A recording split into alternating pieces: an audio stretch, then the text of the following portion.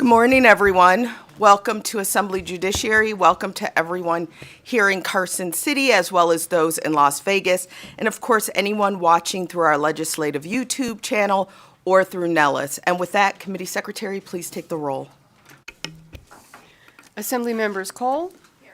Dahlia, here. Gonzalez, here. Gray, here. Hanson, here. Hardy, here. LaRue Hatch, here. Marzola, present. Moore, Nadeem, present.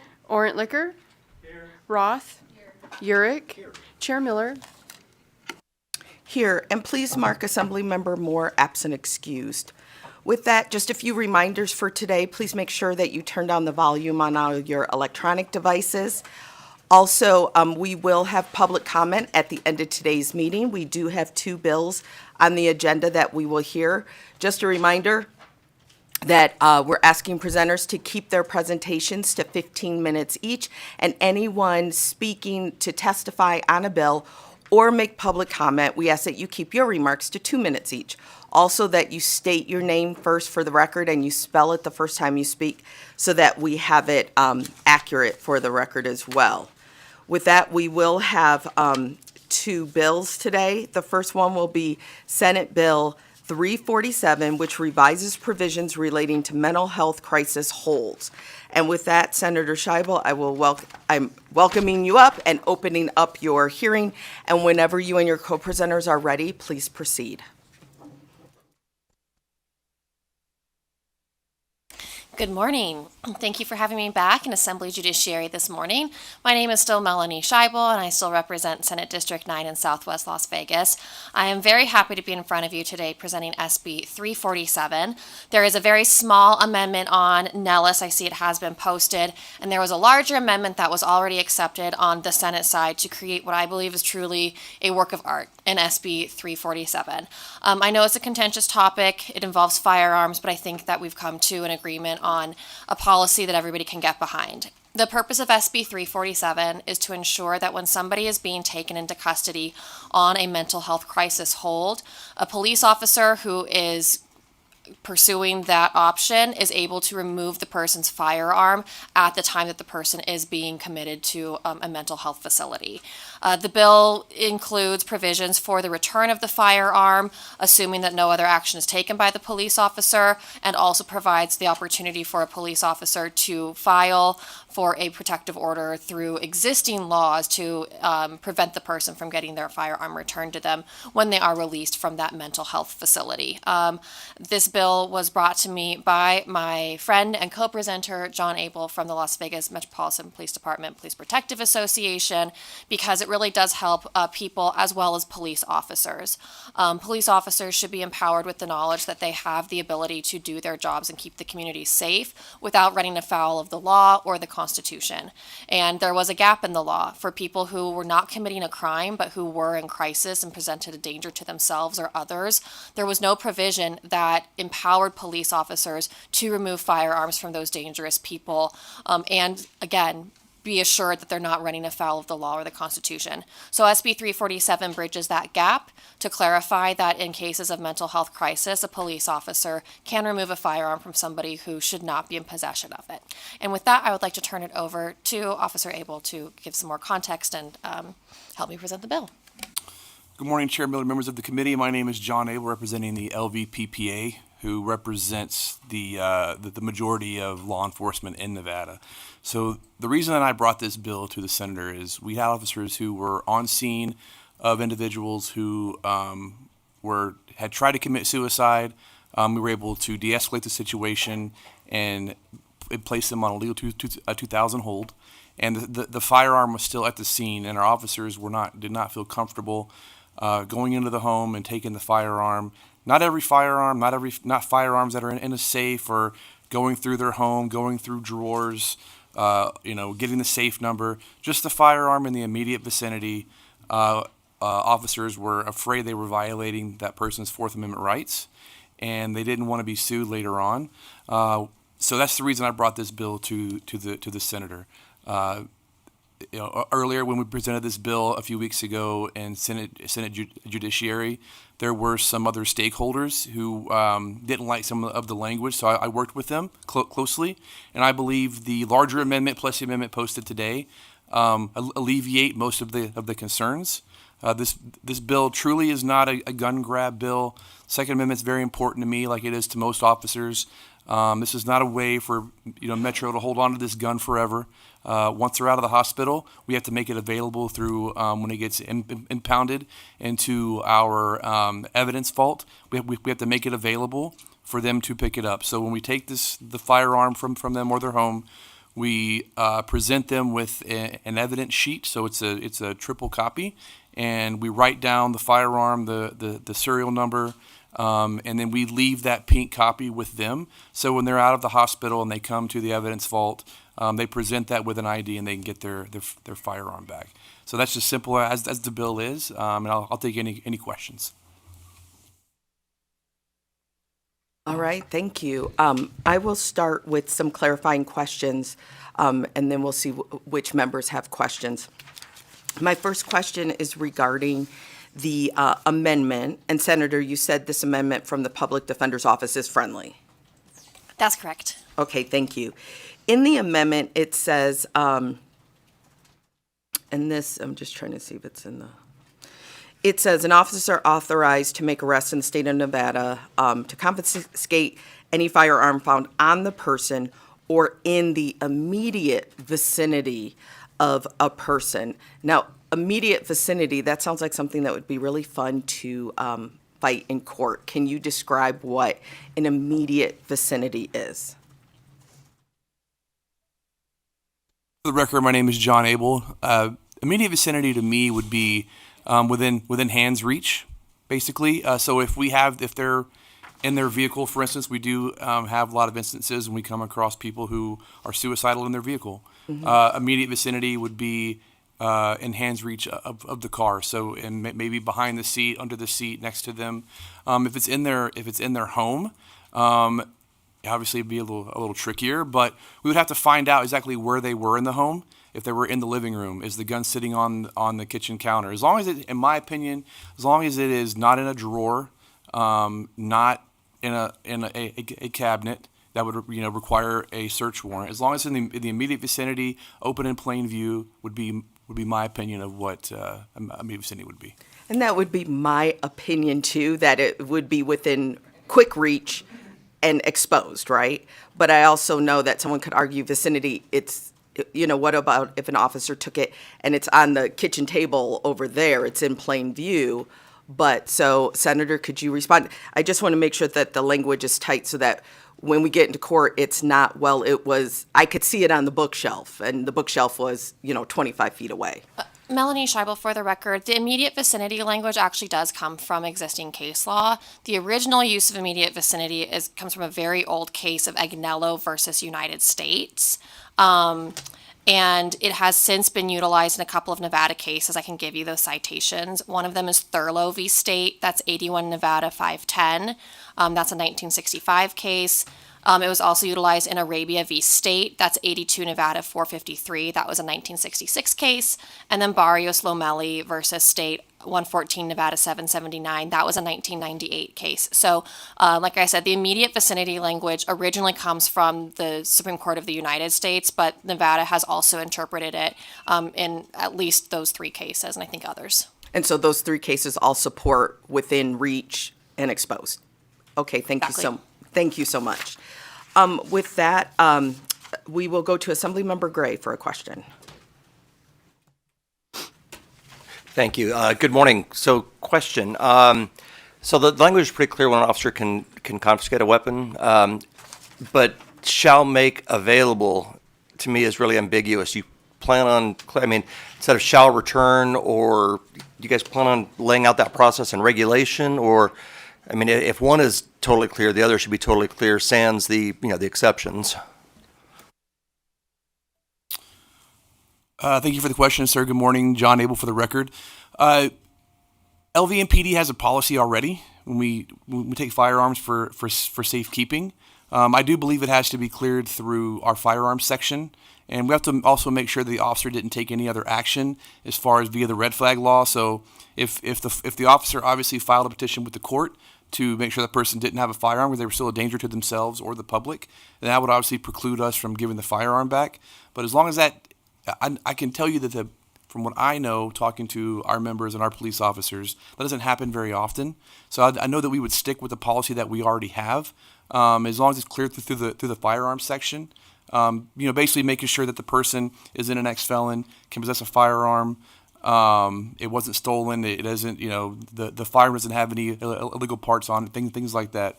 As long as the firearm is, they can prove that they owned it, which most of the time they have a receipt. A lot of older firearms, they have a blue card still. I have all of my blue cards still, even though they're not required to be issued anymore.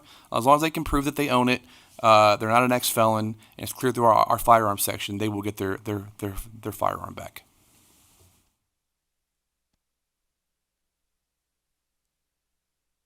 Okay, that actually, I understand Metro's position, but we're making a law for the state. Right. What about the other agencies? And that's why I think, it should be either clear in the law or, how it's going to be addressed in regulation. Melanie Scheibel, for the record, we did also work with sheriffs and chiefs on this language, and they had agreed that make available was sufficiently detailed for them to allow each department to develop their own policy on retaining firearms and returning firearms to individuals who are entitled to have them returned.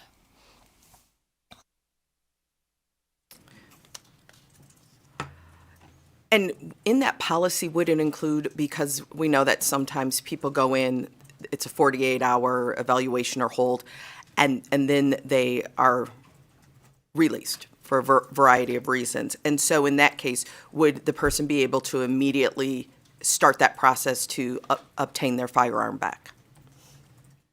Melanie Scheibel, for the record, yes, and the process is, maybe 15 minutes going down to the evidence vault. It's not a petition process. It's not getting permission. It's just providing that receipt and that ID, and then the firearm is handed over to them. Okay, thank you.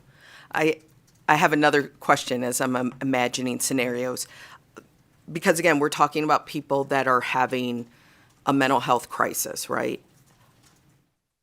They may not always necessarily be aware of everything happening in that moment around them. Is there a way that they would be notified that their firearm was confiscated? John Abel, for the record. So I'm putting myself in that scenario. If I'm the patrol officer and I'm confiscating a firearm, I tell you what I would do, and that is obviously I would make sure that they have the appropriate paperwork with them that laid out it's a property sheet, their name, who the owner is, and then if I had to go to the hospital, which we're allowed to do, I've done it before. You follow to the hospital, and you tell them, hey, just so you know, we're taking the firearm for safekeeping. I know you're going to be here for between 1 and 72 hours. When you get out, and it even has, I believe, on our on the paperwork, the address of the evidence vault, so they know where to go to get it. And I also believe that the form lays out the process as well.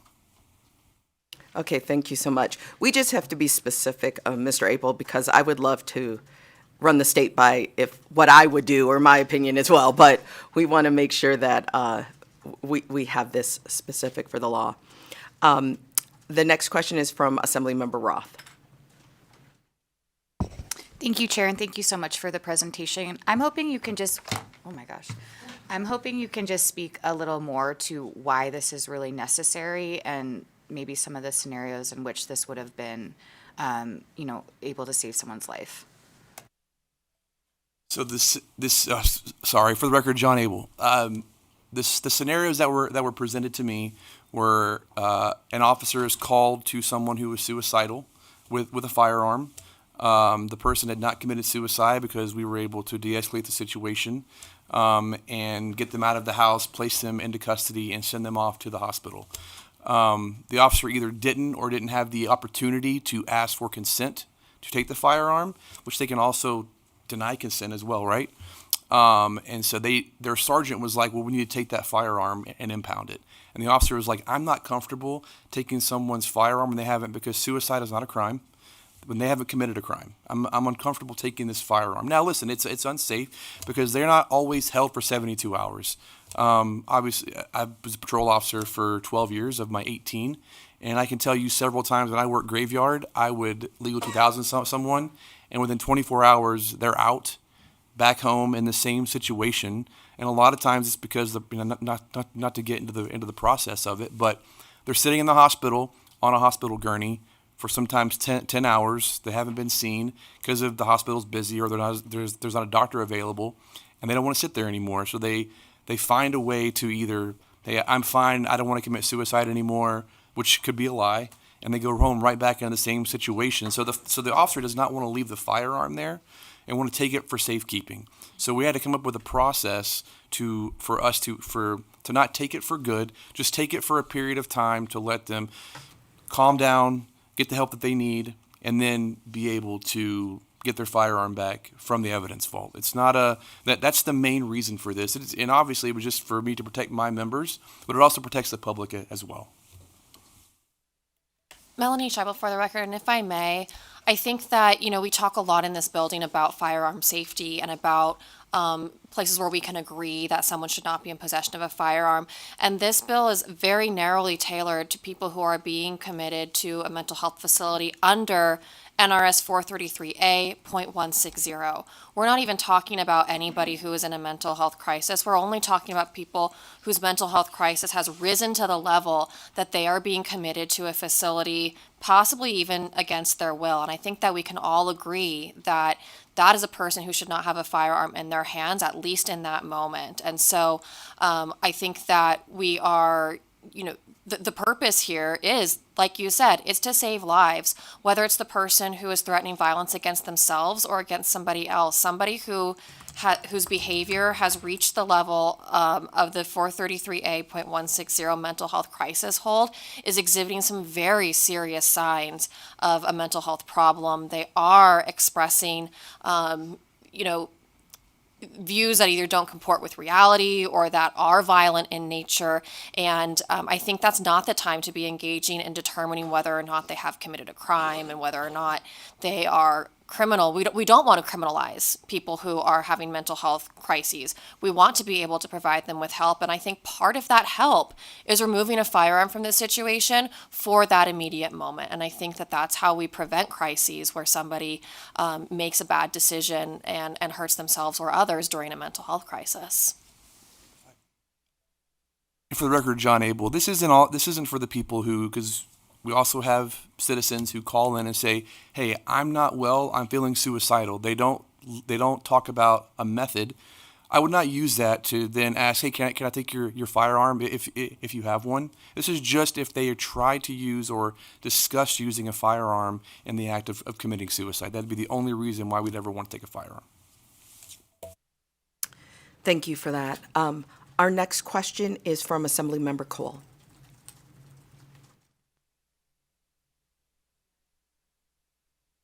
Thank you, Chair. I actually have a couple of questions, but I'm just going to ask the one. So what happens if this situation happens and the person loses the receipt? I, like Chair, am concerned about the chaotic nature of that event, and I've had some family members who have gone through this before, right? And so it's not implausible. In fact, it's probably likely that they will lose it. So if they can prove to you that they are who they are, and you know that you are holding their firearm, they should be able to get it back, right?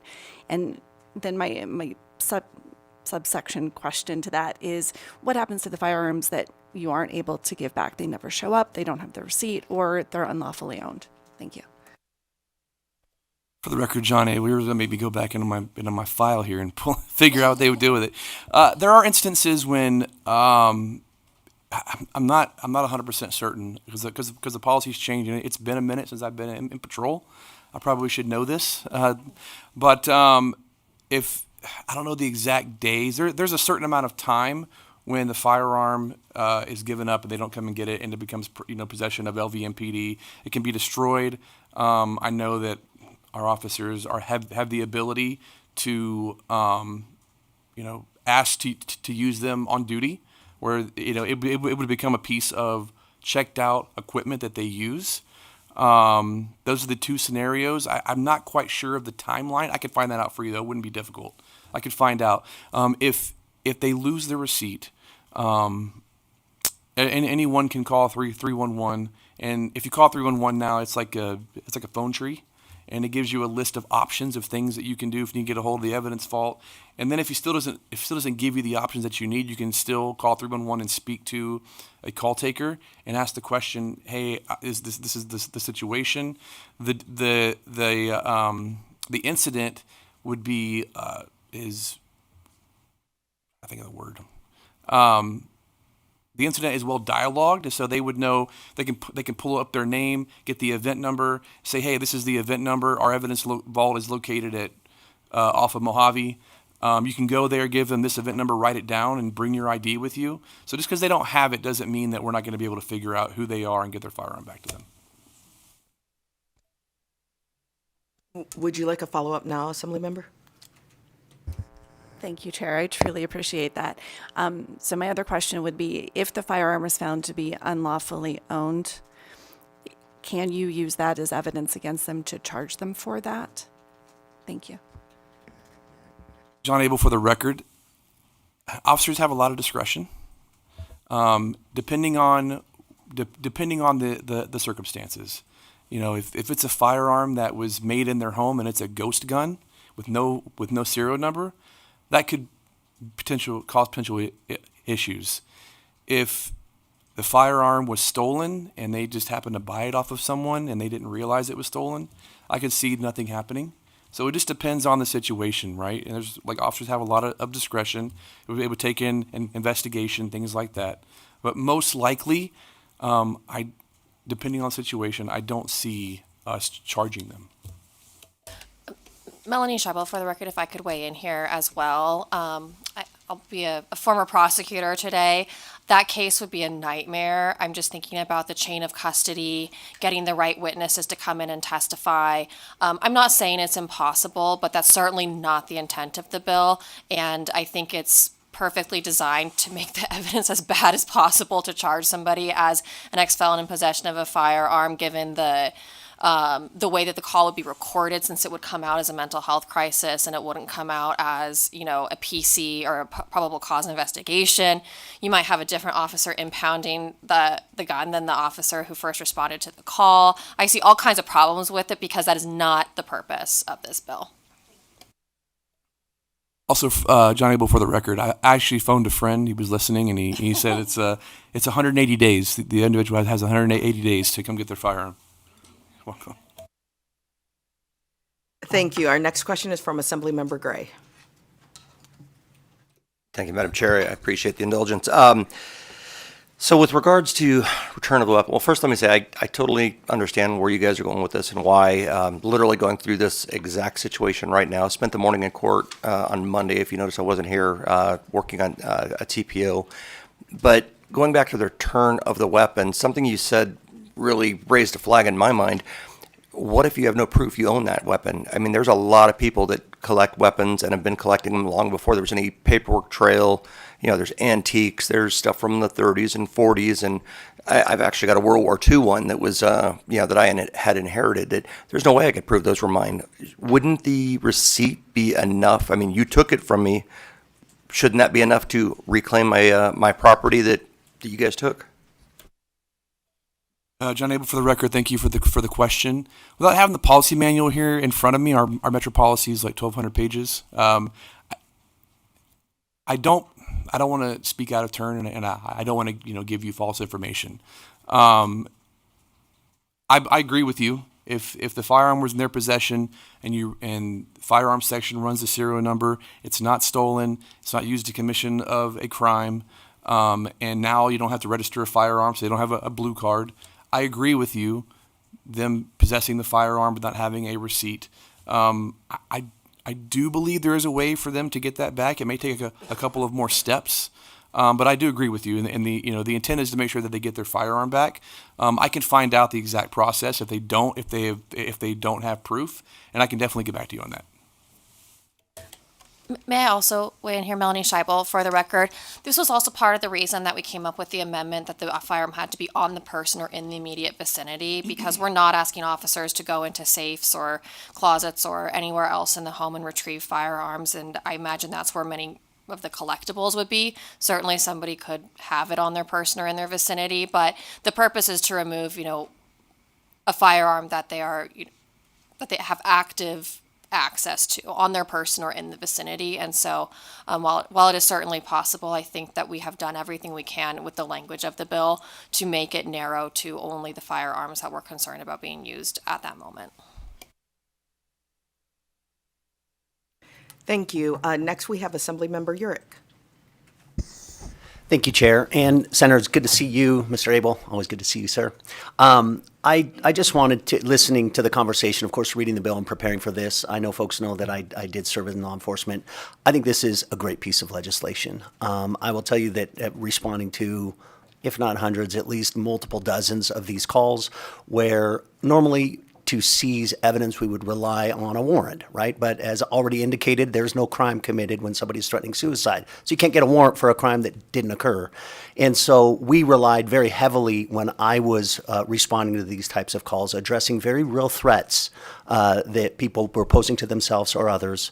Where we relied on public safety exception to the search warrant requirement and exigent circumstances, that those doctrines to help get around this. And it's gray and it's tough because, as Mr. Abel indicated, largely we are pro Second Amendment people. We want people to have the right to their guns. But there are circumstances like this where it was necessary to preserve the safety and even that person's life. And so I just wanted to go on record and tell you how grateful I am for the efforts to now give officers statutory authority to, and I appreciate the work that you've done to work to narrowly tailor this to these specific circumstances and to make the firearm immediately available back to that individual unless they're a prohibited possessor, the gun was stolen, or there's other real legitimate reason they shouldn't have had it to begin with. So I just wanted to tell you thank you so much for your work to provide statutory authority for officers under these circumstances to continue to provide what I think is a common sense solution to this very real problem. And so thank you.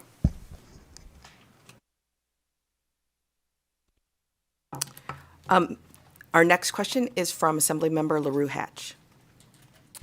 Thank you, Chair. And thank you for bringing what I think is a critical bill today. We've talked multiple times this session about firearms, of course. We even talked about a bill with firearms and mental health in this committee a couple weeks ago. And I know that we have laws on the books where people lose access to their firearms temporarily, right? Especially like red flag laws. And so I just wondered if you could speak to how this aligns with or differs from or complements those laws that we already have on the books. John Abel, for the record, thank you for the question. So there is a red flag law, obviously. The difficult part about being a patrol officer is a lot of times it's the middle of the night. And so this requires you to petition the court. The red flag law requires you to petition the court.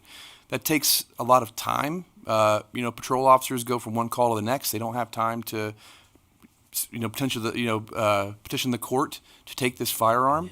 So the reason that this aligns with that bill is it just makes it easier. It gives the officer the ability and the statutory authority to take the firearm, and then if they need to the next day, or it gives them time to solicit or petition the court under the red flag law if they truly believe this person is going to continue to be a danger to themselves or their family or anybody else. So that's the reason that I believe this goes a little bit further, and it protects the officers just a little bit more.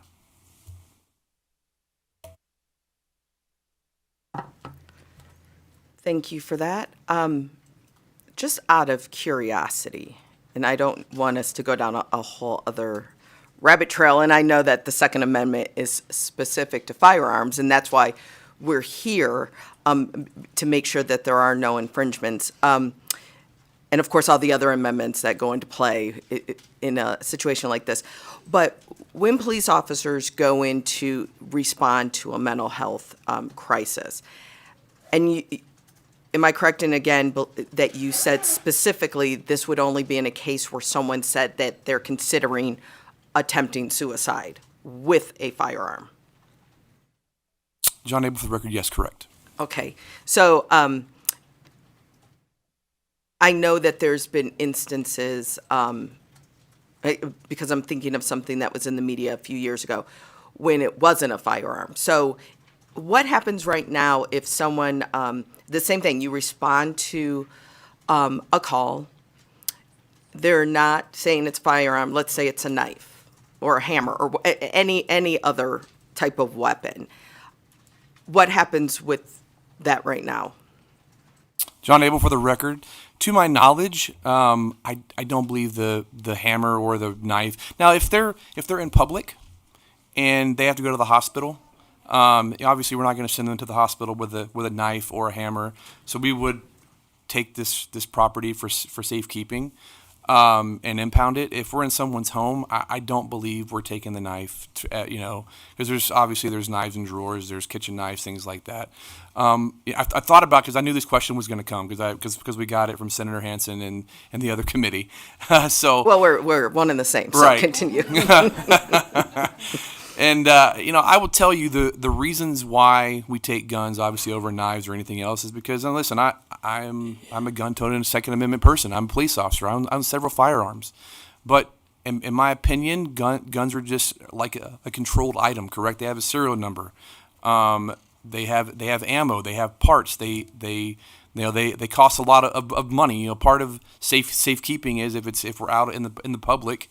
Obviously, we can't bring guns into the jail and we can't bring guns into the hospital, so we have to be able to safely impound it. Same thing we would do for a knife if we're in public. But if we're in someone's home, guns, in my opinion, and I know there'll be some difference of opinion, guns are just a little, are more dangerous, and they're controlled, and they have a serial number. So that's the reason why guns are, in my opinion, impounded over a knife if we're in someone's home. Okay, thank you so much for that. We have another question from Assemblymember Gonzalez. Thank you so much and good morning. Oh, is this on? So I was wondering, or maybe if you could just clarify, so is this specific to if a person calls, or what if I call on a family member and the gun is not in plain view, but I know that person has a gun? Would the officers look for it? Can you just clarify that type of scenario? John Abel, for the record, thank you for the question. So this does happen, correct? Boyfriends, husbands, wives, girlfriends call on their significant other. Could be a family member calling, saying, "Hey, so and so is suicidal. They threatened to use a firearm."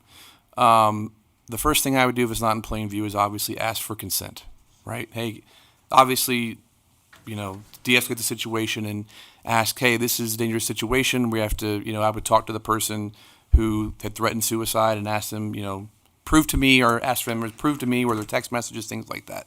And I would ask for consent. Ultimately, if, I would tell you that if the wife, or if they have dual consent of the firearm and she allows me to take it, I would take it. That answers your question. And Melanie Scheibel, for the record, I think you raise an excellent question, and I think this is a good example of kind of like that is the line that we walk, and even John and me may be on opposite sides of this, right? I tend to be a little bit more, what's the word I'm looking for? I would like officers to be able to be more proactive. I would have supported a bill that would have allowed an officer to clearly go into the bedroom and open the drawer and take a firearm if a family member said they were threatening suicide. This bill doesn't allow that. It's a step that I would have supported, but this is not, I didn't write this bill by myself. And so that was kind of one of the lines that we drew. And we said there may be circumstances where a lot of us think that a firearm should be confiscated, but this law doesn't go that far. It says if it's in the immediate vicinity or if it's on the person that you can take it. And so in that situation, I think that's also a great example of a use of the high-risk protection order, better known as the red flag law, that would also give that family member the opportunity, if that person is committed for that 24, 72-hour hold, that is enough time to get that high-risk protection order. And so that might be a time when the family member goes through the court process to get permission to have the firearm removed from the home. Our next question is from Assemblymember Hansen. Thank you, Chair. And good morning. Thank you for being here. It's certainly a very sensitive subject. I think, unfortunately, probably most of us in this room have been touched in some way or manner with this sort of, not this situation per se, but with suicide and mental health issues with loved ones. I'm trying to understand the difference. So when we have red flag laws, I understand we have, petition the court. This would give statutory authority to the police officer to remove the gun in a certain situation, some of the scenarios we talked about. Do any other state, I've been trying to research it, do any other states, not that I'm afraid to ever be maybe the first one for us to try something, but we do place a lot of emphasis on other states and precedent. So do we have some other states that have done this? And I apologize if you mentioned it and I was researching, so. Melanie Scheibel, for the record, I'm not aware of other states that have an analogous statute. I think that Officer Abel did mention that the safekeeping provisions, and I know other states have safekeeping provisions that may be a little bit different. Sorry, I shouldn't say other states, but across the country, police agencies have safekeeping policies that differ for firearms. But I'm going to look into this too. It's a great question. Thank you. Appreciate your work on this. Thank you. And with that, not seeing any additional questions, I will go ahead and open it up for testimony. So we will start here in Carson City. Anyone wishing to testify in support of Senate Bill 347. Again, just a reminder to please state and spell your name for the record, as well as to please keep your comments to 2 minutes. Good morning, Madam Chair, members of the committee. Jason Woodard, Nevada Sheriffs and Chiefs Association, JASON, WOODARD. We're in support of this bill, and we'd like to thank Chair Scheibel for working with us on developing and editing this language to get to the bill to the point where it is. At the end of the day, police officers want to do the right thing. And really what this bill does is it creates a scenario that provides a legal authority for officers to do the right thing and essentially temporarily seize those firearms to remove them from what is potentially a dangerous situation. This doesn't limit officers' ability to continue to investigate, to look for potential crimes. What it really does is just gives them the legal authority to temporarily take these firearms when there's not a crime that's been committed. Mental health crisis is not a crime, and sometimes we're left in positions where the liability is on us. I know that there's a lot of situations where officers, in these situations, officers take those firearms, exercising safety and caution, but sometimes that's challenged. And what this bill really does is just provides the authority for them to intervene and do the right thing when a crime hasn't been committed, to temporarily remove the firearm from that potentially dangerous situation. Thank you. Good morning, Chair Miller, members of the committee. Jason Walker, JASON, WALKER, representing the Washington County Sheriff's Office, supporting Senate Bill 347 as amended. Very appreciative of the efforts of those involved to get this bill into its current form. The original version of this bill was not as user-friendly. We are pleased with the amended version as it closely mirrors our actions when we encounter this scenario. Thank you again to Senator Scheibel for the conversations and work effort put into this bill. As a matter of practice, I would say we run into this scenario often, not a lot. Other agencies may have more instances. This bill allows law enforcement to handle these instances within the same guidelines. Again, supporting Senate Bill 347. Thank you so much. Is there anyone else here in Carson City that would like to testify in support? Okay, we will move down to Las Vegas for your testimony in support. Good morning, Madam Chair, members of the committee. Stephen Cohen, for the record. Stephen with a V. Cohen as in the now former Assemblywoman, Ledge Liaison for the Governor's Council on Developmental Disabilities in support of the bill. I think the biggest piece here is that wraparound services based upon the dangerous situations are critical to ensure that these situations are de-escalated, because I don't think any officer wants to live with the scenario of, I'm trying to think of, having the not de-escalated scenario on their conscience for the rest of their career. And like I said, wraparound services hopefully will fix that, as the member mentioned, not just for the individual, but also for family members as well. Thank you. I yield. Thank you so much. Is there anyone else there in Las Vegas wishing to testify in support? Okay, not seeing any. Broadcasting, will you open the lines, please? If you would like to testify in support of Senate Bill 347, please press star 9 now to take your place in the queue. Again, if you would like to testify in support of Senate Bill 347, please press star 9 now. Chair, there are no callers wishing to testify in support at this time. Okay, thank you. Then we'll open it up for opposition testimony, beginning here in Carson City.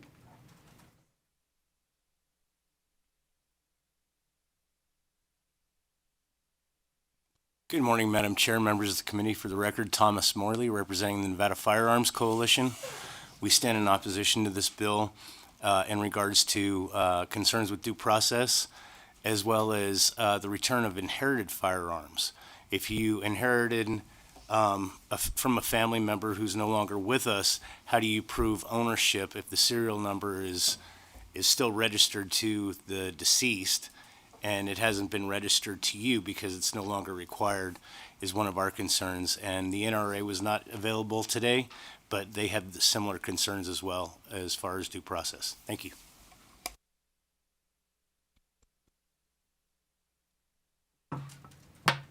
Thank you. Is there anyone else here in Carson wishing to testify? Not seeing anyone approach in Las Vegas. Broadcasting, will you please open the lines? If you would like to testify in opposition to Senate Bill 347, please press star 9 now to take your place in the queue. Again, if you would like to testify in opposition to Senate Bill 347, please press star 9 now.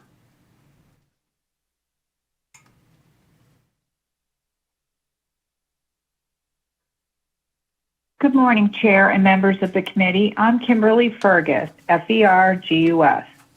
Boy, this is a hard one. I oppose SB 347 as currently written. While I support keeping firearms away from those experiencing several mental health crises, the bill lacks critical clarity of safeguards. It has an undefined scope. The bill broadly authorizes firearm confiscation during a mental health hold, but fails to clearly define the specific criteria or behaviors that justify such abuse.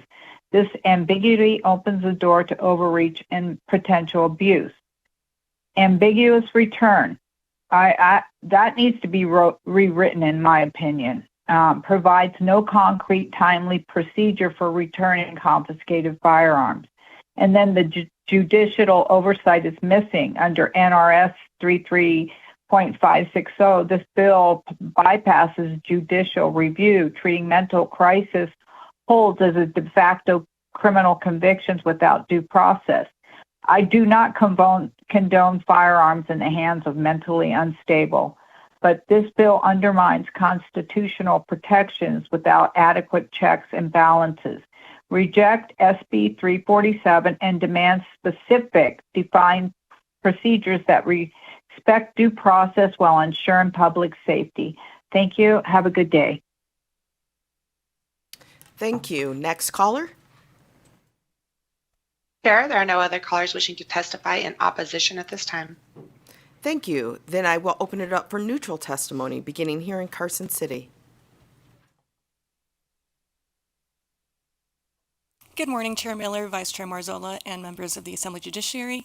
Paloma Guerrero, Paloma-Guerrero, on behalf of the Clark County Public Defender's Office and the Washoe County Public Defender's Office on behalf of Ms. Angela Knott.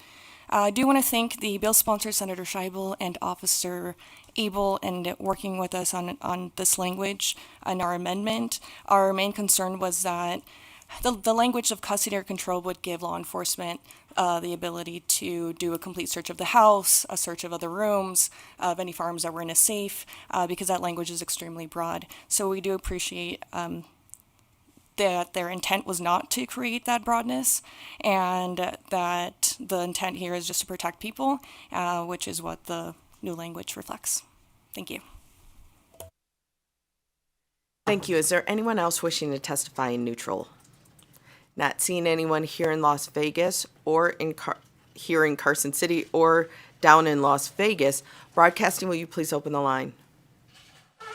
If you would like to testify in neutral for Senate Bill 347, please press star 9 now to take your place in the queue.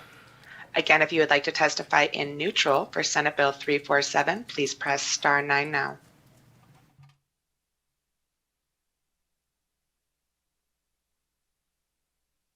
Cyrus Hojjati, Hojjjaty. I will echo the previous commentator. Thank you. Thank you. Next caller. Chair, there are no other callers wishing to testify neutral at this time. Thank you so much. Then I will welcome the presenters up for any final remarks. Okay, thank you. Then I will go ahead and close the hearing on Senate Bill 347. Next, we have Senate Bill 350. Senate Bill 350 revises provisions relating to the death penalty. And so, Senator, your hearing is open, so whenever you and your presenters are ready, please proceed. Good morning, Chair Miller, members of the Assembly Judiciary Committee. For the record, my name is James Orenshall. I represent State Senate District 21 down in Southern Nevada. With me to my right, I have Mr. David Anthony. He's an attorney from Southern Nevada who has practiced in the death penalty arena for over 20 years, and he's going to help me co-present Senate Bill 350. Senate Bill 350 makes some changes regarding the death penalty in Nevada. I believe that our current statutory framework does not reflect the realities of the process and of what needs to be put in place when someone is sentenced to death and when that execution is going to be carried out. I did ask to be posted on Nellis, and I distributed copies of the NDOC execution manual. It's redacted per NDOC, but members should have a copy of that. There's a lot of process here in the manual, if you've had the chance just to look through it, that has to be put in place before an execution takes place. And I believe the current statutory timelines don't allow for that to happen and leads to a lot of unpredictability, a lot of start-stops, and is not beneficial, not for families of victims, not for persons on death row, not for the attorneys, not for the judiciary, and not for all other parties involved. So with your permission, Chair Miller, I'd like to turn it over to David Anthony, who's got a lot of expertise in this area in terms of his practice, and then I'm happy to answer any questions.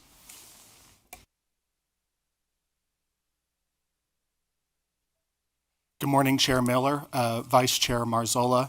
My name is David Anthony, Davidanthony. I'm a public defense attorney, and I'm testifying today in my personal capacity. SB 350 revises the timeframes for the issuance of an execution warrant from the time of the issuance of the warrant until the execution itself. In the status quo, we have NRS 176.345. It provides for a period of 60 to 90 days from the issuance of the warrant to the execution. We also have NRS 176.495. Section 495 provides for a period of 3 weeks from the issuance of the warrant to the execution. The other part of the provision in both of those statutes would be amended to ensure that there would only be one pending execution warrant at any given time in the state of Nevada. The benefits that we believe that the legislation will provide is that it will bring the statutory law into conformity with what the actual practice is litigating these cases in an execution warrant posture. As a practical matter, the biggest concern that we have is the provision in Section 495 that provides for a 3-week warrant. In the status quo, the statutory provision for Section 345 is more of a formality because that initial execution warrant is issued after there's a jury verdict of imposing the death sentence. And once that occurs, the trial court enters the first execution warrant for the period of 60 to 90 days. As a practical matter, that provision is more of a formality because there's also statutory provisions that provide for a mandatory right to a direct appeal, regardless of whether the defendant seeks to pursue an appeal.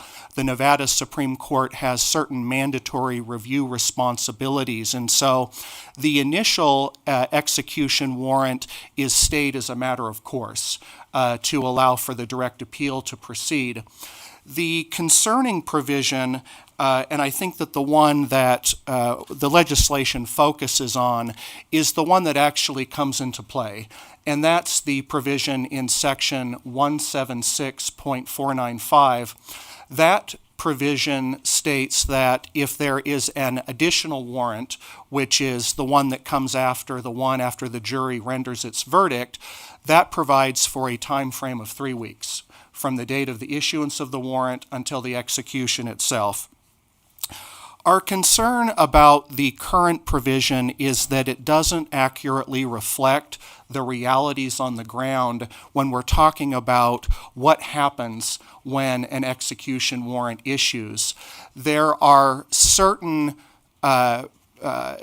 litigation avenues that are only available to a capital defendant once there is an execution warrant. The concern with the current provision is that, in a way, there is more litigation that's occurring now than there would be, in my opinion, with the reform that we suggest. Specifically, whenever these issues come up, there's always an issue of procedural due process. There's always the issue of whether the inmate and the parties receive adequate notice and an opportunity to be heard. It's very difficult to litigate the issues that have to be addressed when an execution warrant is issued within 3 weeks. And I want to talk a little bit more in detail about what those litigation issues are. They're issues that only become ripe when a warrant is issued. The other concern that's come up with this is with the readiness of the Nevada Department of Corrections. The Nevada Department of Corrections has the execution protocol that Senator Orenshaw referenced. Certain of the execution protocol provisions require that certain things occur at least 30 days before the execution itself. So, for example, the Department of Corrections has contracting responsibilities with respect to the EMTs that are used in the execution, the attending physician who will be present for the execution, a psychiatrist, making arrangements for the inmate's spiritual advisor, as well as the prison chaplain and the coroner. So there's a lot of moving parts that have to occur in a very short amount of time. And what we've noticed litigating these issues is that it presents a problem for the Department of Corrections as far as what needs to happen in order to properly prepare. There's also other costs that are incurred by the Department of Corrections. Back in 2021, the former NDOC Director Charles Daniels, testified in federal court about the costs that are incurred every time there's an execution warrant. And Director Daniels testified about how there's security measures that need to be taken. They pull correctional staff from other institutions and they bring them to Ely, where the execution takes place. They have to do test runs of the protocol once all of the contracting staff are provided for. And ultimately, when Director Daniels, former Director Daniels, was asked to opine about the time period that he would like to see in for terms of preparation, he testified that 90 to 120 days would be preferable from his perspective in order to properly prepare for an execution.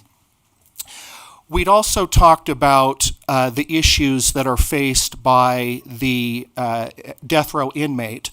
There are certain issues that are not ripe to be litigated until there is an execution warrant.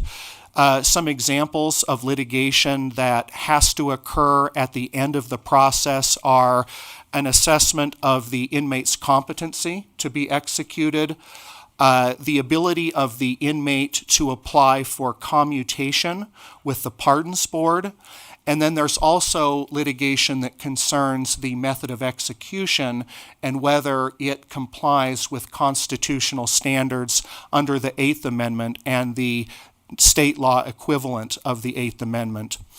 If you look at the concerns that arise in a competency evaluation, that requires that a district court appoint 2 mental health experts. Those experts are required to evaluate the defendant. They're required to create reports. Those reports are provided to the trial court. There is often a contested evidentiary hearing.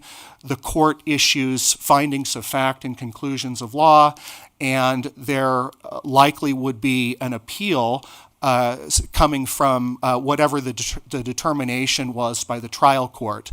Now, if you can kind of step back and think about all of those different steps, as a practical matter, those are things that can never be accomplished within 3 weeks' time.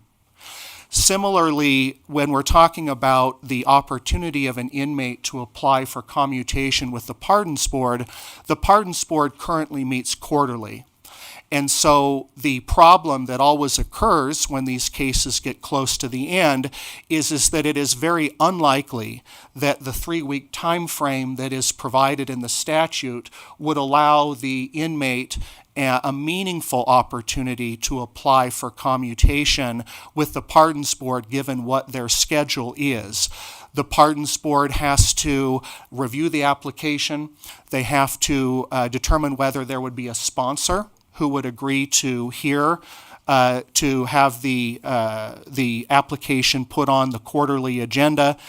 And there's a lot of steps that go into the process of evaluating the inmate from the perspective of mental health. The Nevada Department of Corrections is asked to opine and to provide their opinion about the appropriateness of a commutation to a sentence of life without parole. And again, what we're talking about is a process that, as a practical matter, does not occur within a 3-week time frame.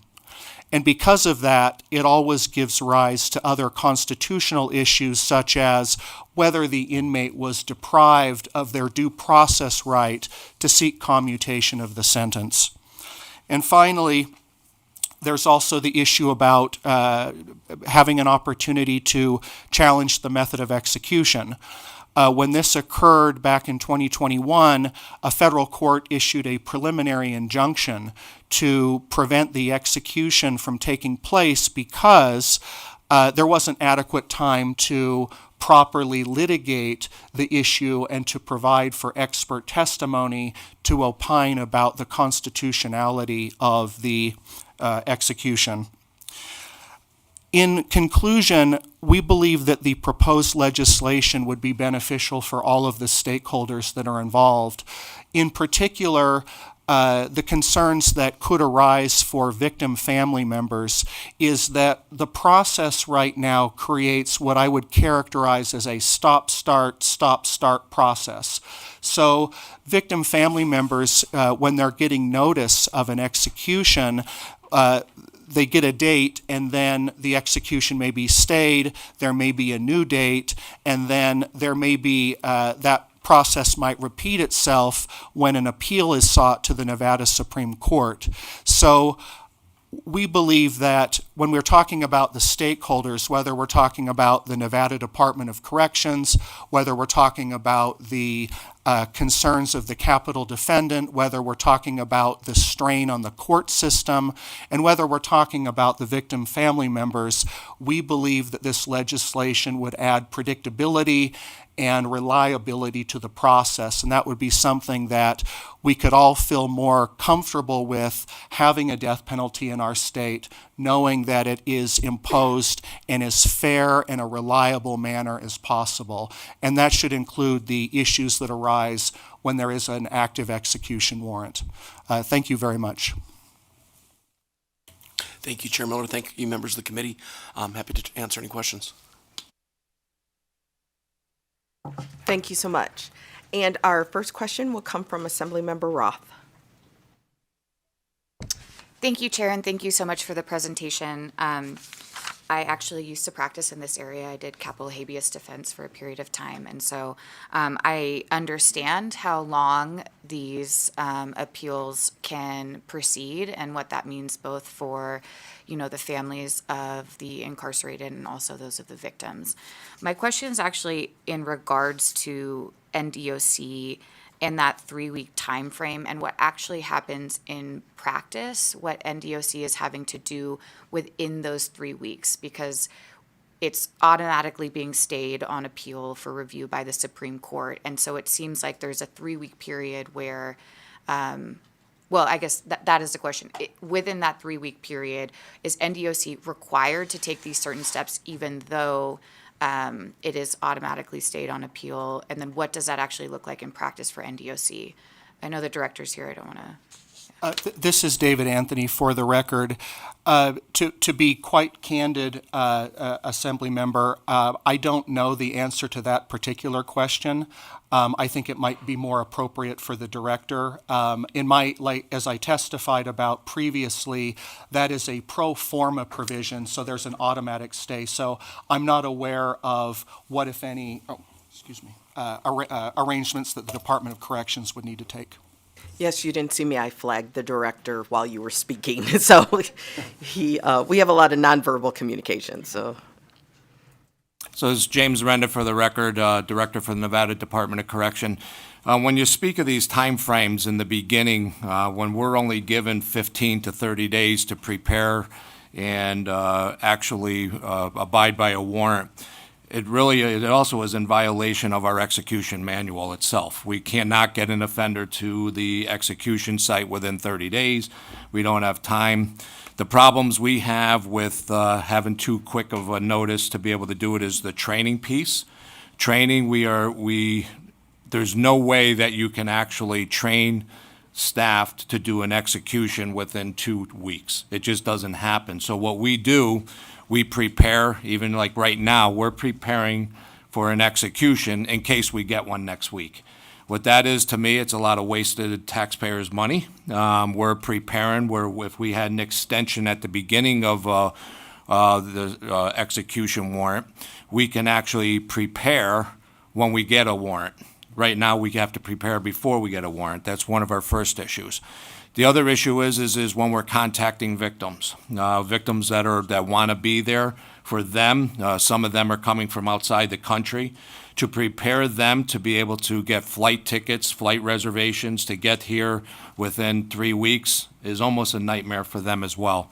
So even looking at the preparation of getting victims to the actual site is kind of difficult and almost impossible when you're only talking to 2 weeks to a 30-day period.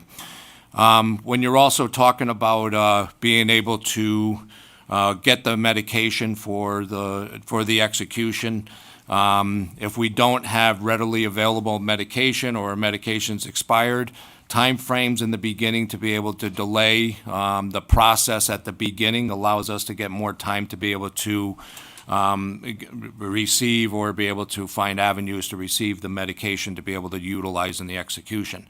Outside of that too is when you're talking about preparation for staff. Preparing staff to do an execution when you're talking about the psychological effects, when you're preparing a staff member or the preparation of those that are actually going to be on site the psychological preparation in 2 weeks is really not appropriate for staff to be able to prepare enough psychologically to be able to do this. We will do it, we do it, or we have to do it, but it's not appropriate for the staff members to put them in those situations as well. And then also when you're talking about just trying the logistics of trying to get security staff from all over the state to be able to get up there, to get to not only get their flights and their reservations for hotels, to get up there, to be able to come up there to survey the site. We have to prepare that well in advance. Again, to me, it's a waste of money that we're actually preparing months in advance for something that may not even happen, or we may not even get a warrant for. But we have to, because when we do get a warrant and we only have 2 weeks to be able to actually execute the warrant, we have to be prepared. So we're spending a lot of money to be able to, a lot of overtime money, to be able to get staff there to prepare to get an execution. When you don't have that time frame to do it, we have no choice. Extending that beginning time frame allows me to be able to prepare the day we get the warrant. So I could actually, if I can extend out a warrant time frame that we have to comply with, the beginning will allow me to be able to start the training, start the process at the day I get the warrant, not before, and it does help our process. How long that would be, I don't think 120 days is appropriate on my end. I don't need that much time.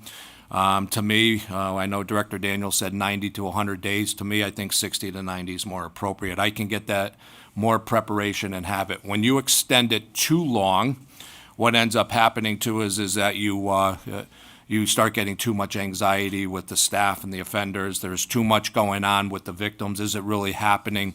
Extending it too much can actually hurt the process as well because of the anxiety piece. But extending the beginning does help the agency, does help with money process, does help with the victims, trying to get them there, and also the process of getting the media. The other part of this that they brought up was when you have more than one execution warrant served at the same time is also, it's kind of a nightmare process for corrections, trying to get multiple victims there at the same time, getting the two offenders there at the same time, processing two different protocols at the same time is also very difficult for the agency to do. Not impossible, just difficult, and it would be more appropriate to only be allowing one execution warrant or execution to be done at a time. The far end that they discussed with extending the warrants, there is a time frame. It might be, in my opinion, would be too long to extend a warrant out. That also can delay processes. It also can develop appeals that may not have been necessary in my eyes, or can also get these far-fetched appeals that can actually stretch out an execution and actually be, to me, can hinder the process with the victims trying to process this as well. Okay, thank you, Director. Assemblymember, was your question, or do you have a follow-up? I do have a follow-up if there's time. Proceed. Thank you so much. Although I don't agree with the term far-fetched appeals, because every defendant has a right to a constitutional appeal. But my question is in regards to the actual, if NDOC is able to estimate, or if you have any idea of what it means for your budget to have to go through this in the 3-week period when the case is automatically stayed on appeal, if there's any estimate or if you know what that looks like for your budget. So James Arenda, for the record, we track it. So I have it, not with me, but we do log every time that we do any type of preparation and training for any time we think that there's going to be a warrant addressed or the one is. So we track it, and we know we do have those numbers. And when you're talking about overtime numbers, you're talking about pulling, it's not even just overtime, but it's also pulling, every time we're preparation for training, we pull staff from all over the state to do this, and it is an exorbitant amount of money. Okay, thank you so much. Thank you, Director. Our next question is from Assemblymember Urick. Thank you, Senator. Nice to see you, Mr. Anthony. Also good to see you. I appreciate you stopping in and having a chat with me yesterday and explaining some of what was going on in this bill and the opportunity that I had to review it and prepare for this. So it seems like really we've got two different extensions here. The first one seems it's just meeting logistical issues and challenges that even the director just brought up and addressed. Seems perfectly appropriate to help accommodate those issues. My concern, as I've reflected further on this bill, is in Section 2 and that extension. And so I'm just curious, can other challenges to, for example, the validity of the original conviction or the sentence still be filed during this second extension time period?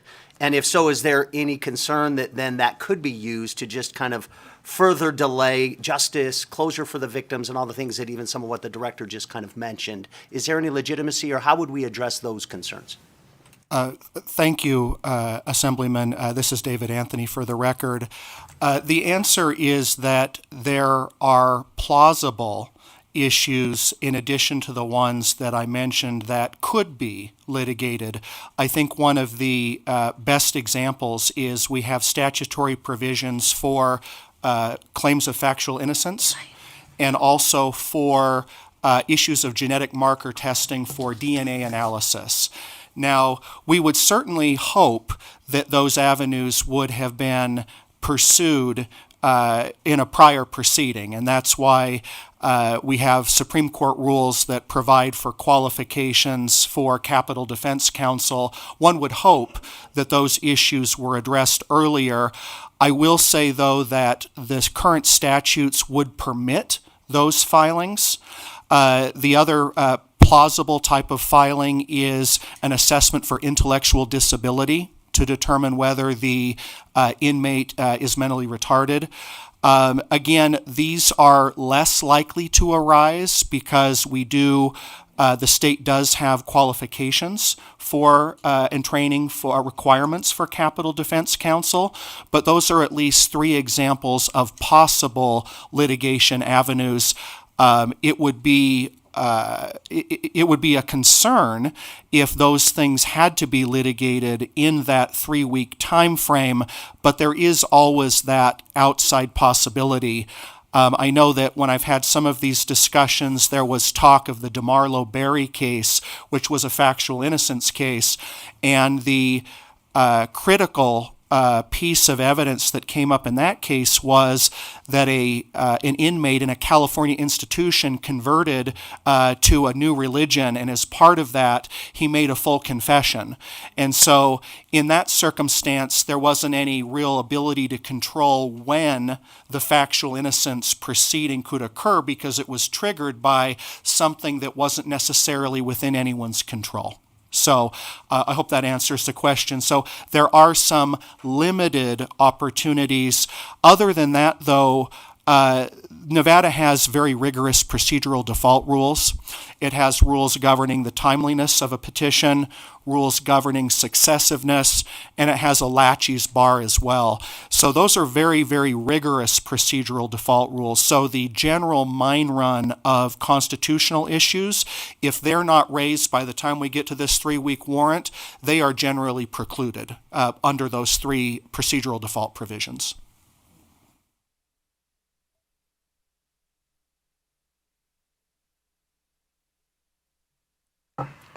Okay, thank you. Our next question will be from Assemblymember Cole.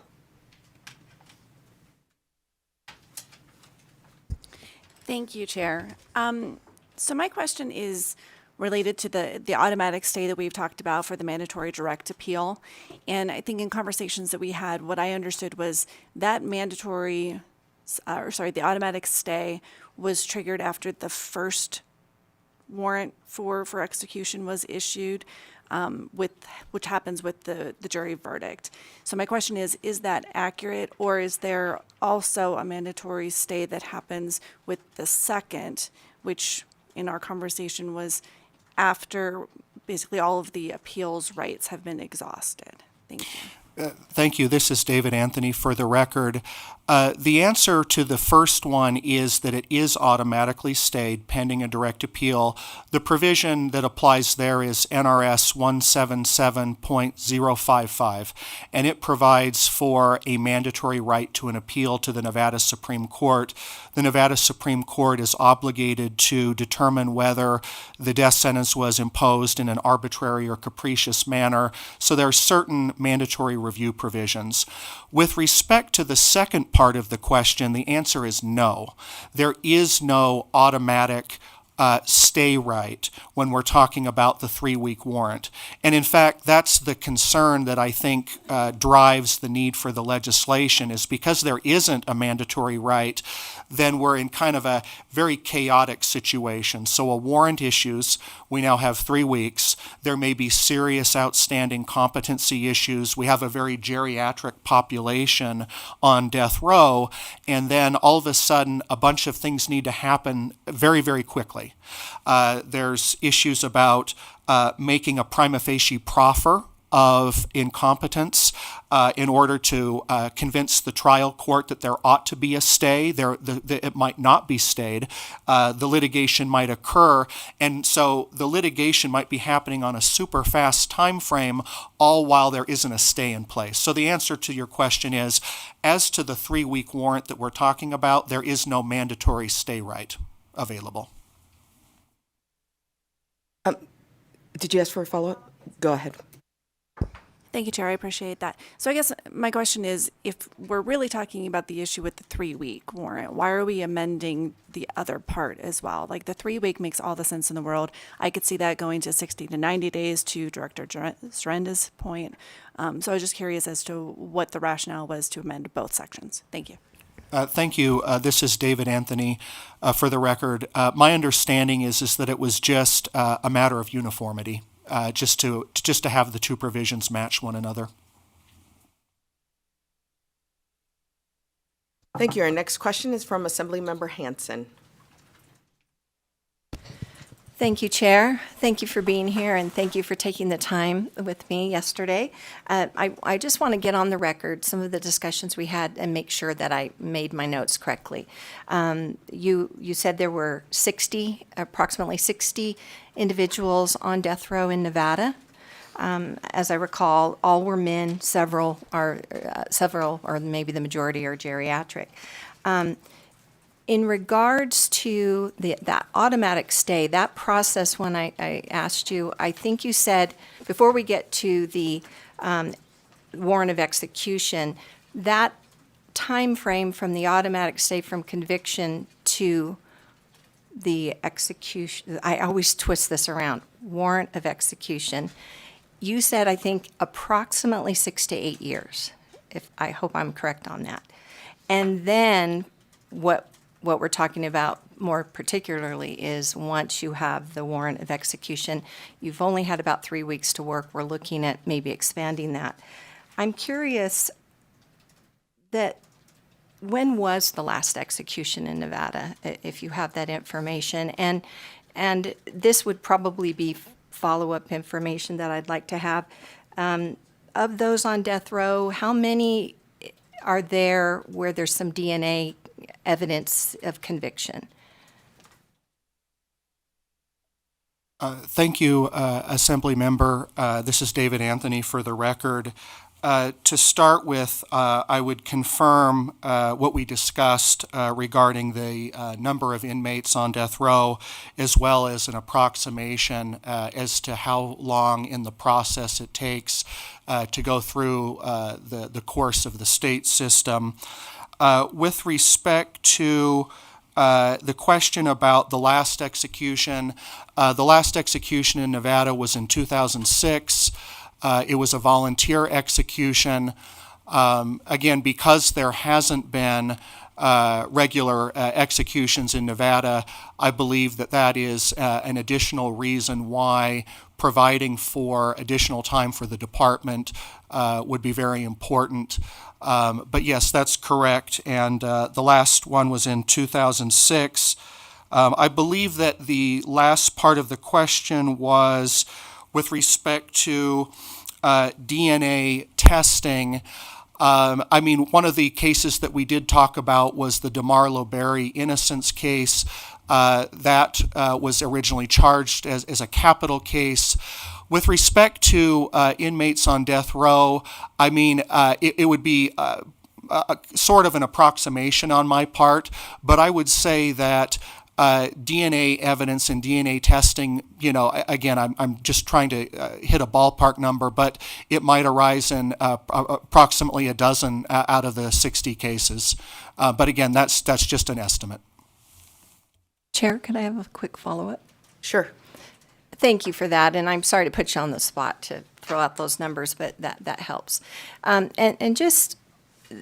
My involvement on being on this committee since 2019, and certainly being lucky enough to have met Mr. Berry and be a part of that compensation bill. I have to say that what has been so important to me, this process of having hearings here at the Nevada Legislature, long before I was here, I was watching hearings, and I have evolved on this issue. And it's because it's directly related to the great dialogue that we've had on both sides, being able to hear from victims, being able to hear from those families with those who are incarcerated, meeting DeMarlo Berry. So I guess I just want to put on the record that I appreciate that we can have these really important hearings where we vet life and death situations, and that we're trying to find a spot where we can be fair to victims, make sure due process is there for those on death row. And so I appreciate your time in this and answering my questions. And again, thank you for being here. And I'm humbled because it's a very, very difficult situation. And so thank you for that. And Chair, with your permission, James Orenshall, State Senate District 21. Thank you, Assemblymember Hanson, for the question. Certainly, I was a teenager growing up in Las Vegas, and I grew up in downtown Las Vegas, a few blocks from where the manager of that restaurant was killed, and then DeMarlo Berry was prosecuted. I remember, the outrage the community felt, and that there'd been a robbery, and then the manager of the store had been just killed and executed. It seemed like for absolutely no reason, and but for this series of events involving someone else in the California prison deciding to come forward and confess, I don't know if he would have ever been exonerated. And it took years and years for that to happen. But certainly I remember how hurt we all were hearing this, and how could this happen. And I, growing up in downtown Vegas, a few blocks from where that happened, we were shocked. We couldn't believe something like this would happen. I think that finally justice was done, and the right person came forward. But it took years and years for that to happen. So I just wanted to put that on the record. Thank you, Chair. Yes, thank you. The few of us that have had the opportunity, that have been in this building long enough to meet DeMarlo Berry and his wife, amazing, amazing people. And that's nice to hear that background on there, because that's not the background I have of being here when that conviction actually occurred and such. So thank you for that. Our next question comes from Assemblymember LaRue Hatch. Thank you, Chair. Thank you so much for being here with us this morning. So, we've heard a lot about due process and about victims' rights and about how much time we need for the DOC. And I just kind of wanted to bring it all together, because I think regardless of how we all feel about the death penalty, we all agree, I think, in due process and making sure that the process is fair for everyone, right? Victim, the accused, everyone. So I just wondered if you could speak to, does this change anything about that process other than allowing it more time for it to play out? This is David Anthony for the record. I think that the two major changes are, the first one is the one that the Assembly member discussed, which is allowing for a longer time period. The second one is ensuring that there's only one outstanding execution warrant at a time in the state of Nevada. So those are the two changes that are sought by the legislation, which we believe represents a very common sense reform that I think could be, receptive, regardless of what someone's opinion would be about the death penalty and the process. Thank you. Thank you so much. Assemblymember Roth? Thank you, Chair, and thank you again for the presentation. I just kind of want to tie in to that. And, I read this bill as being very narrowly tailored, and we're not here today debating the morality of the death penalty. but I don't want it to be lost of why the appeal process is so important in these cases is because at the end of the day, we are talking about taking somebody's life as a government. And so can you speak to a little bit why the appeal process is so important when we are talking about just extending a very brief period of time in that initial appeal process? But can you speak and kind of educate us on the kind of issues that are raised on appeal, whether that be issues of factual innocence, issues of due process, and ensuring that when the government is going to make the ultimate determination in taking someone's life, that they have done it with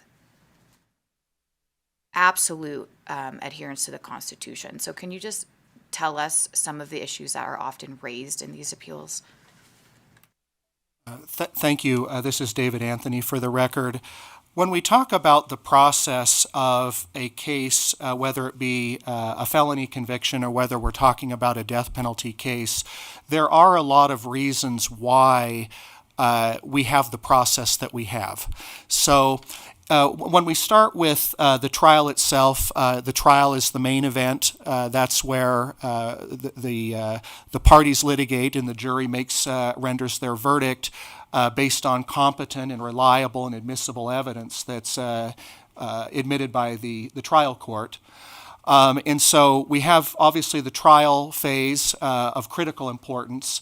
We have that to allow the jury to make the critical determinations, not just as to guilt, but also as to the existence of aggravating circumstances, and finally the moral decision that involves in weighing those aggravating circumstances against mitigation and imposing a verdict that represents the conscience of the community. When we move on from there, we have the direct appeal process. The direct appeal process involves claims that were preserved at the trial level by trial counsel. And so those most oftenly are issues of trial court error, whether we're talking about the erroneous admission of evidence, the erroneous exclusion of evidence, the viability of certain jury instructions, whether at guilt or penalty. So in the direct appeal, we're talking about raising issues of preserved error. When we move on to the next phase, we're talking about the petition for writ of habeas corpus process. And that's a critical bulwark in order to make sure that constitutional rights are protected. The most mine run of issues that arise at that point are issues about ineffective assistance of trial counsel, ineffective assistance of counsel on direct appeal, also issues concerning whether the state failed to disclose material exculpatory or impeachment evidence. And the reason that those issues are put in the post-conviction phase is because they rely on investigation that occurs outside the record that is confined at the trial level. So that's why the post-conviction process is so important, is because capital defense counsel is obligated to conduct those investigations outside of the record. They seek an evidentiary hearing with the court to expand the record, and the issues, the constitutional issues that are raised, are ones that can't be appropriately litigated on the face of the trial court record. And then the final step in the process is the one that we're talking about, and what we're talking about are issues that are not ripe in prior proceedings, issues like competency, because we can't litigate that 5 years in the past and then extrapolate and say that's how the defendant is functioning today. So I hope that that answers the question about what is at stake and what is being litigated at each step of the process.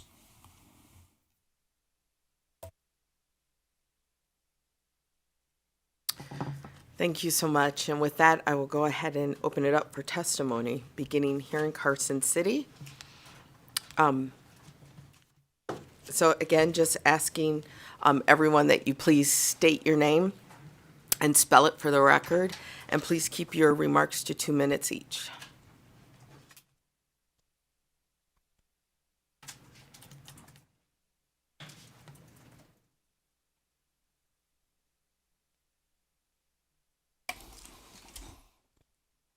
Good morning, Assembly members. My name is James Allen. You're looking at a very appreciative man today. Very, very appreciative. I want to take you back 40 years. 18 years old, received the death penalty in the state of Nevada. The first one to get it, 1981. 18 years old, I took a person's life out of greed, selfishness, ignorance, coming up in a community, a poor community where every day was a struggle for a young man as a teenager. I went through a procedure through the courts, not knowing anything, didn't have an education, but I had a crafty lawyer that made the government understand that you're dealing with young minds. I wasn't the only young man that was sitting on death row in 1981.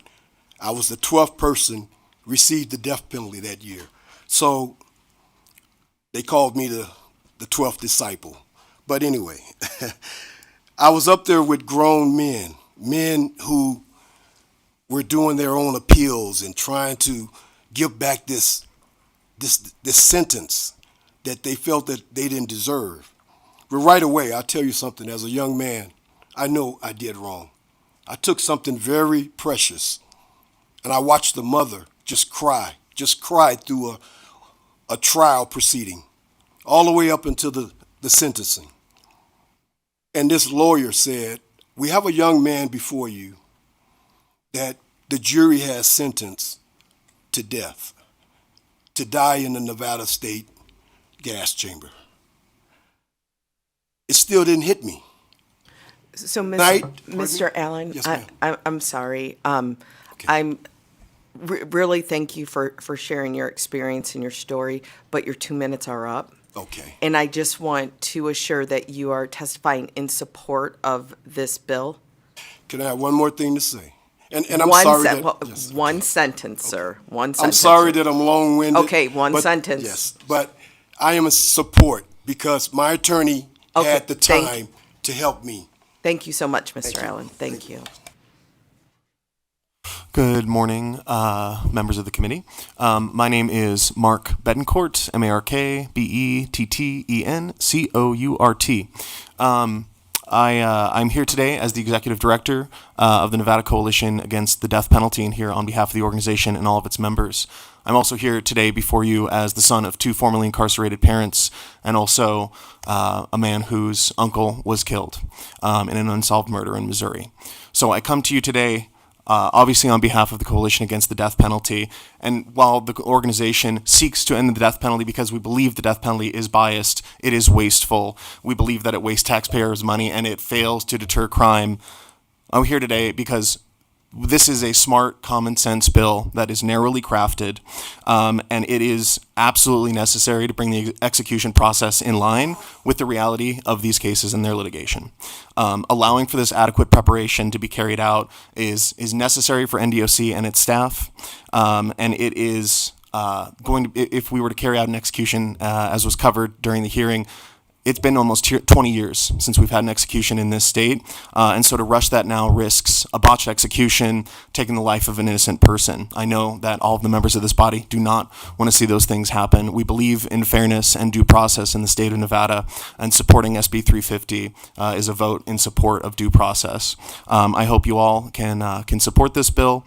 It is a far cry from ending the death penalty, and it will resolve an otherwise murky and complicated process. And will hopefully lift all of the stakeholders. Thank you. Good morning, Chair, Vice Chair, and members of the committee. Kayla Maese, Kaylah Civil Rights Analyst with the ACLU of Nevada. The ACLU of Nevada strongly supports SB 350, which brings necessary reform to Nevada's death penalty process. It ensures that those who are facing the most egregious civil liberties violation have the proper time to go through necessary legal reviews. We support this bill, and we urge the committee to support as well. Thank you. Thank you, Chair, members of the committee. Harrison Epstein, Harrison Epstein, Clark County Public Defender's Office, Legal Extern. We fully support extending the time for which a judgment of death must be executed. It is essential that every person facing the death penalty is afforded every opportunity for a thorough and fair legal review. This extension is one step to help ensure that any additional legal challenges, appeals, or new evidence can be fully considered to avoid the irreversible mistake of executing an innocent person. Given the gravity of the death penalty and the profound consequences of any error, it is crucial that all appropriate measures be taken. Thank you.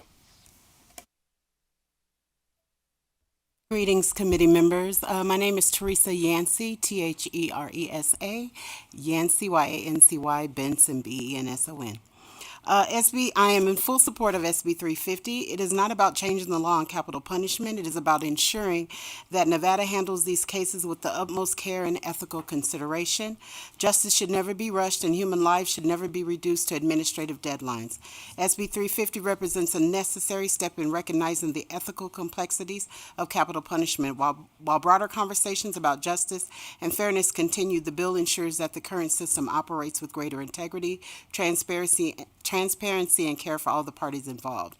The process of capital punishment is one of the most serious and irreversible decisions our justice system imposes. Yet, under the current timeline, the rushed nature of scheduling and appeals can lead to critical mistakes that we simply cannot afford to make.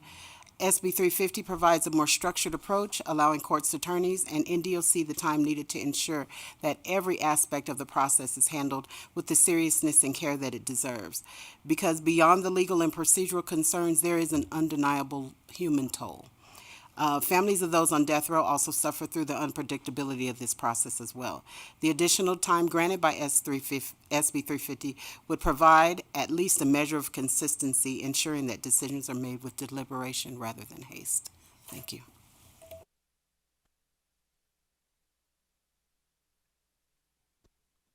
Good morning, members of the committee. My name is Nathaniel Phillips. I'm from Las Vegas, Nevada, but I live in northern Nevada now. I'm glad to see my assembly member before me as well. I speak on this issue with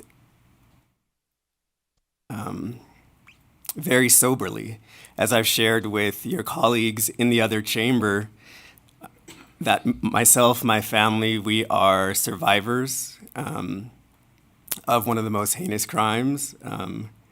My father was murdered in broad daylight when I was in high school in a street in our community, right on the Las Vegas Strip, actually. So I speak on this as someone with an immense stake in what we're considering. And I think it bears repeating every time that we talk about the death penalty, that we do consider the morality of what's at stake, and that we know that it has consistently been used against some of the most precarious, marginalized, traumatized members of our society, overwhelmingly against people with compounding and horrendous traumas, poverty, diminished intellectual capacity, as well as a substitute for lynching in our past. Yes, lynching, not generations ago. Some of you have been alive since then, as well as a lethal cudgel of homophobia. As others have said, this bill is important to prevent the abuses that we know are real and pervasive and common in capital punishment. That means that people are wrongly executed in the United States. And we are all implicated when that happens. So when heinous crimes like the murder of my father are adjudicated in the name of the people, this bill ensures that Nevadans never wrongly kill someone, and that we uphold due process and our constitutional rights and promote justice, not vengeance. One of my favorite and I think most powerful quotes is that justice is what love looks like in public. Mr. Phillips, I'm so sorry, your 2 minutes are up. May I have one more sentence then? One sentence. Thanks. Justice means transforming the conditions in our community which lead to harm and prevent harm from occurring in the first place. Thank you so much, So Mr. far Phillips. from ending the Mr. death Phillips, penalty, this upholds Mr. the Phillips, dignity your 2 and minutes are sanctity up. Thank you. Life. Thank you so much. Thank you. Anyone else here in Carson City that would like to testify in support? Okay, we'll go to Las Vegas. Hello, Assemblymember Miller. I appreciate your opportunity to speak today. My name is Christopher Burris, Boeres. 40 years ago, my brother Andre died at the hands of an arsonist. It's a little different than maybe what's happening here in Nevada. This was upstate New York, and there's a time when his severe mental retardation wasn't well understood. And although he had come to a point in life where he was living on his own, or had a roommate, he had a sweetheart, he had a job, he was doing pretty good. And the county where he lived, trying new things out, had an extra room in the apartment where he was living, and they put a man in there who was violent, alcoholic, mental issues. Apparently, that's what was the criteria. That man went one day after my brother and his roommate complained. They moved him out, and they went around the building with a gas can and lit it on fire. And my brother died. So the disposition of that man was that he was taken into custody and determined by people, professionals in that field of mental health, that he would spend at least 25 years in a mental health criminal facility. So all I know really what happened to him, I lost track, is what did I know at the time, 40 years ago, that this was the right thing to do. I guess if there was anything that comes out of my support for Senate Bill 50, is that as a witness to time and how it passes, the wound isn't healed.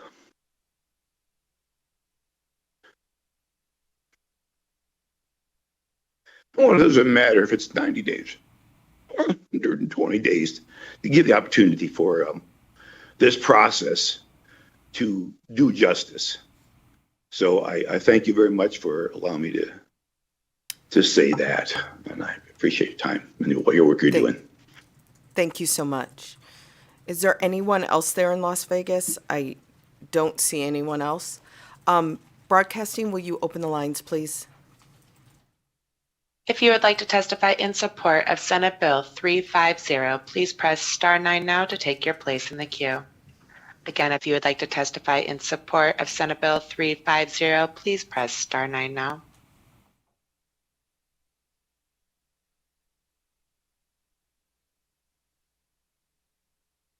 Cyrus Hojati, Hojjaty. I will call in support. Please, yes, reduce the consequences. I will echo the commentators talking about the cost, the motivation, false accusation, and so forth. Thank you so much for pushing this legislation. Yield. Thank you. Next caller.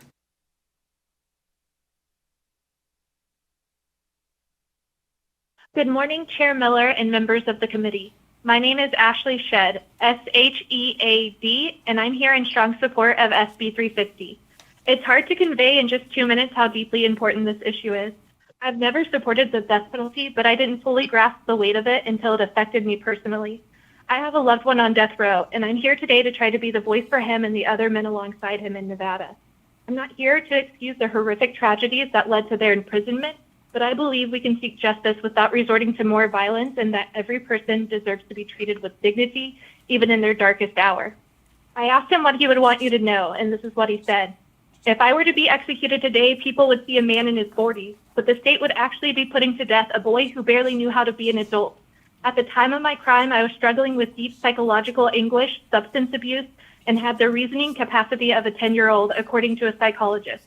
Over 2 decades later, I am no longer that teenage boy.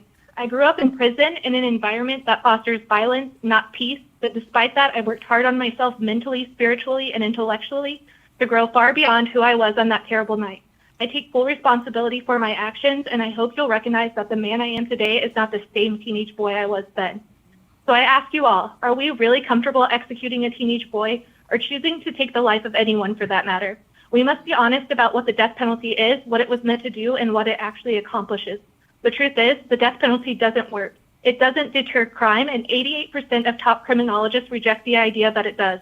87% say getting rid of it would not raise homicide rates. The National Research Council found deterrent studies deeply flawed, ignoring real-world behavior and producing contradictory results. Most homicides are impulsive, not premeditated, which should lead us to believe that someone is not stopping to consider the outcome of their potential sentence or even rational enough to fully grasp their actions. States without the death penalty have shown to have lower homicide rates, including lower homicide rates of law enforcement officers. Countries like Canada, Australia, and Germany abolished the death penalty and have not seen increases in rates, and they have gone down. Nevada's handling of the death penalty. Your 2 minutes are up.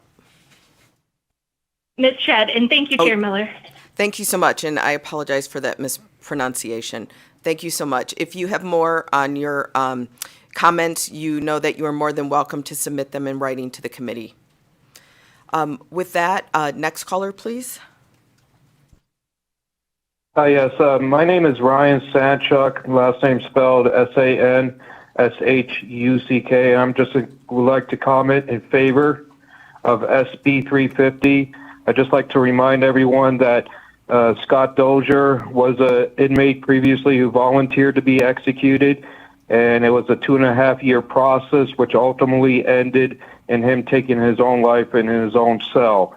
So I do have to echo the sentiment that it is necessary for the Department of Corrections to have the appropriate amount of time in order to prepare for an execution and have the appropriate amount of, have the appropriate wherewithal for their officers to carry out an execution. They need to have that time. And SB 350 would extend that time for them to get it right and to hopefully not have a botched execution. So please vote in favor of SB 350. Thank you. Thank you. Next caller. Chair, there are no other callers wishing to testify in support. Okay, thank you so much. First, I would like to thank everyone that shared their personal stories, because I know that while this bill is of a technical nature, personally, it's a very personal and emotional to many of us. So thank you. I appreciate your courage and your willingness to share your personal stories. With that, I will go ahead and open it up for opposition of the bill. So beginning here in Carson City.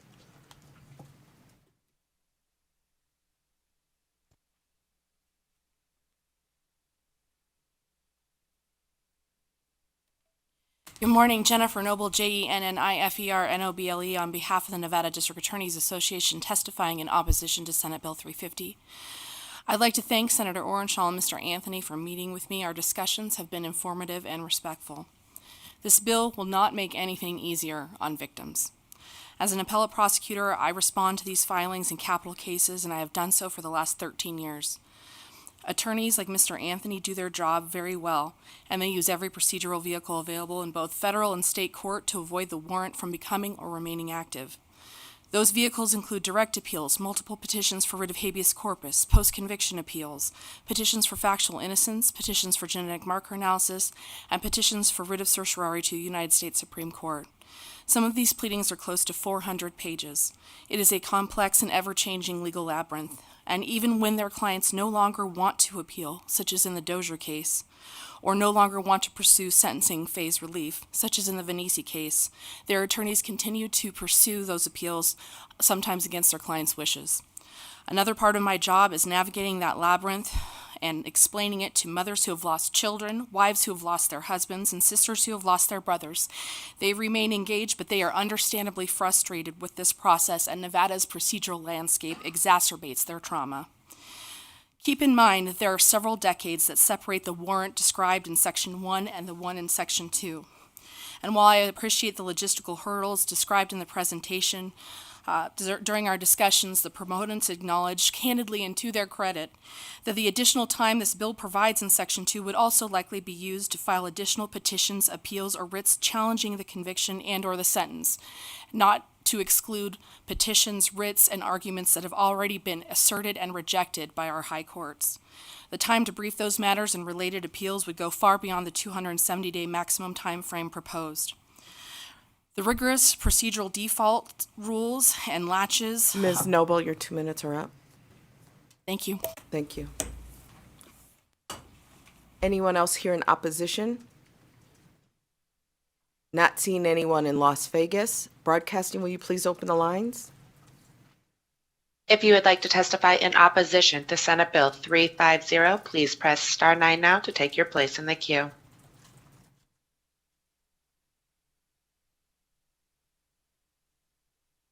Good morning, Chair and members of the committee. I'm Kimberly Fergus, FERGUS. I echo the last person, the district attorney. She had such strong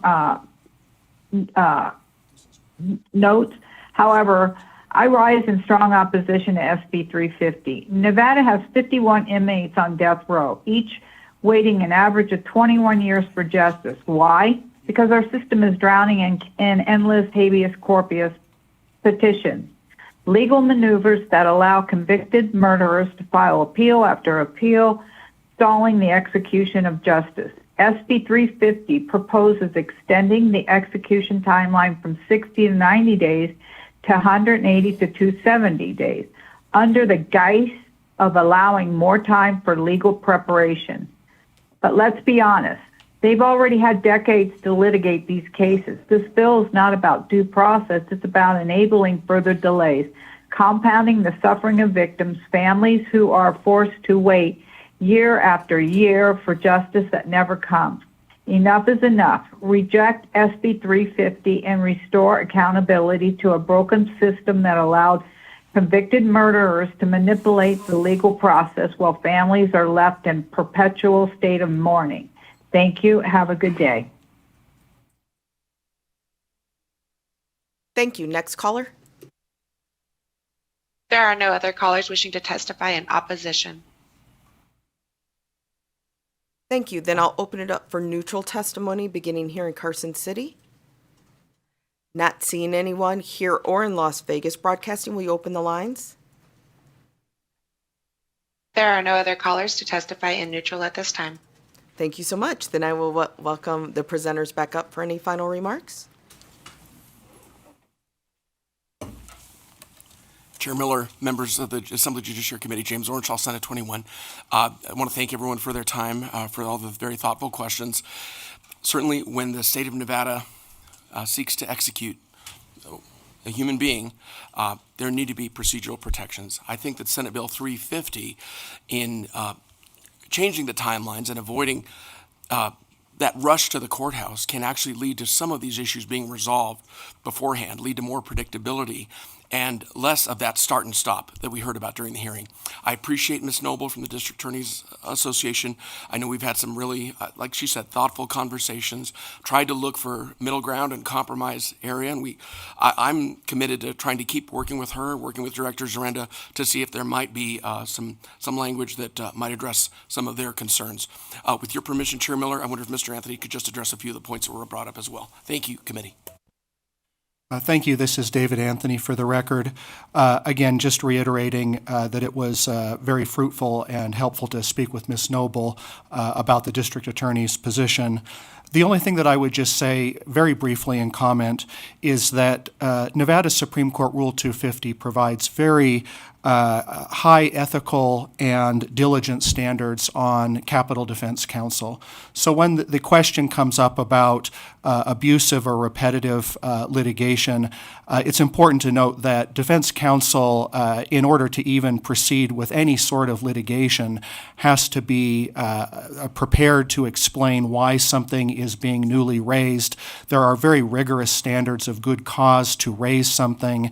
And again, a lot of the issues we're talking about is litigation that would have occurred anyway. The only question before the Assembly today is, will the litigation occur in a reliable and a predictable manner? And I think that's what this legislation is aimed to achieve. And with that, thank you very much for hearing us today, and thank you for considering this important piece of legislation. Thank you so much. And with that, I will go ahead and close the hearing on Senate Bill 350. Next, we have public comment. Just a reminder that public comment is not to make a comment on any of the bills that we heard today, but for anything else that's under the purview of this committee. So I will welcome anyone here in Carson City that would like to make public comment.